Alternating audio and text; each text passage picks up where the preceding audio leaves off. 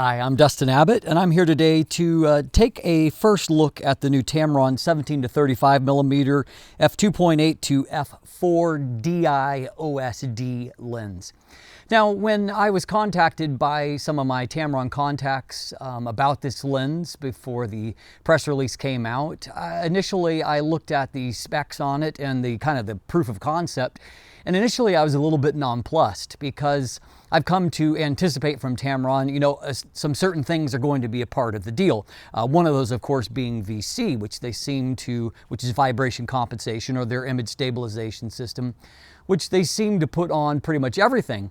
And so I saw that the lens didn't have VC, and it was a variable aperture, though, variable aperture, at least on the wider end of things, starting at f2.8 and topping out at f4. And, but I kind of wondered why and who's it for. But as I began to think about it a little bit further, I came to the conclusion that Canon has basically in this kind of field, in this kind of mid-priced, full-frame compatible wide-angle zoom, they've really been somewhat lackluster in their own releases, and the same applies to Nikon. Canon did release several years back the excellent 16-35 F4 LIS, but it's a lens that retails at $1,100. You can usually get it around $1,000 now after a few years. Well, Nikon has a similar lens with similar kind of specs that still retails for around $1,100. This lens is coming in at $599. The only competing lens that Canon has is the now ancient 17-40mm F4L lens, which that lens still retails at about $729. And I can tell you from initial looks at this lens optically that not only does it have a wider maximum aperture over most of the zoom range, it also pretty much destroys that lens optically. Hello, Ferrari. And so as a byproduct of that, this lens started to make a little bit more sense. I will say one thing, however. My first reaction was, why is this a DSLR lens, and why is a lens like this not a mirrorless lens? Because it seems like this lens has all of the potential to be an excellent mirrorless option where there aren't a whole lot of options, particularly at a price point like this. And so I'm still hoping that Tamron will develop something for a Sony E-mount, for example, that has a similar lens, maybe a slightly more compact package, but a similar lens in terms of the maximum aperture and the optical performance. But let's take a look in here. I'm going to take a closer look at Ferrari here, and we're going to jump in. We're going to take a closer look at the lens itself, and I'll give you a look at how it shakes out close up, hands-on. Okay, taking a closer look at this, one thing I do want to point out, the two letters here, DI, equals the fact that this is Tamron speak for covering the full frame image circle.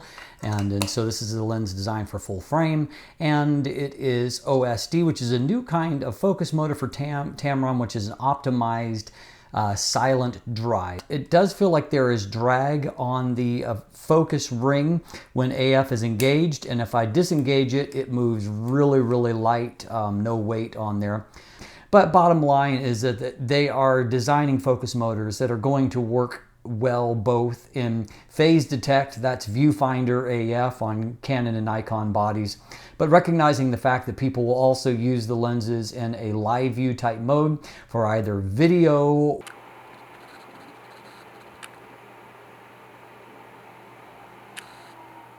or also to use them for stills in live view. They're also designed to probably work well with contrast AF. I can definitely attest to the fact that focus seems to be very quiet and quick also. So looking at those things there. Now, the other thing here, of course, is we have a zoom range starting at 17mm through 35mm, and you'll note as you see that there is a little bit of an in and out motion. And so somewhere around 24mm is where the lens is actually fully retracted. It comes out a little bit at 35mm and a little bit further at 17mm. And so it's just the way that the elements need to position themselves.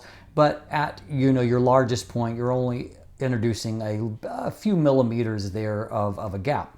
So, the very few other features here on the lens barrel itself. One thing I do note is that this gets kind of Tamron's new consumer grade build, in that it, instead of having the anodized metal pieces that the SP primes or the G2 zooms have, what instead we find is an engineered plastic there.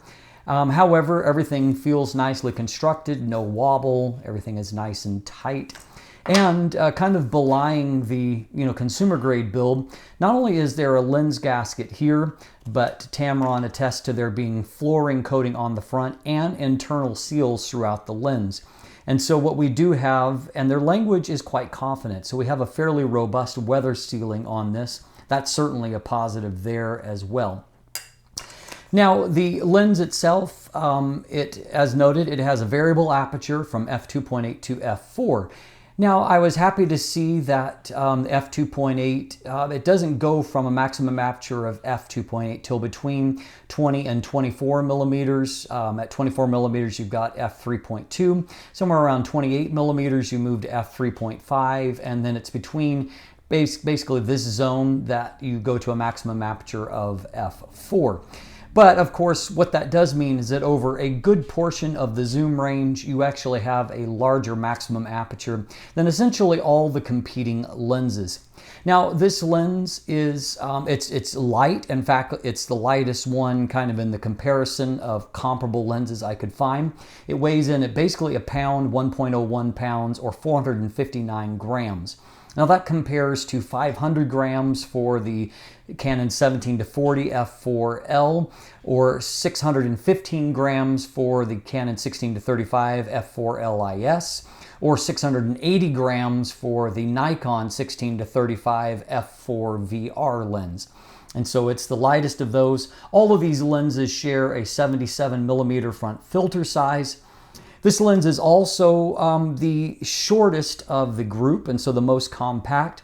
It is 92.5 millimeters long, or about 3.64 inches. So that 92.5 millimeters compares to 96.8 for the 17-40, 112.8, or basically 113 millimeters for the Canon 16-35 F4L, and then a quite hefty sized 125 millimeter for the Nikon 16-35 VR lens. And so it definitely is compact and light, and so for those that prioritize that, it's definitely a positive there.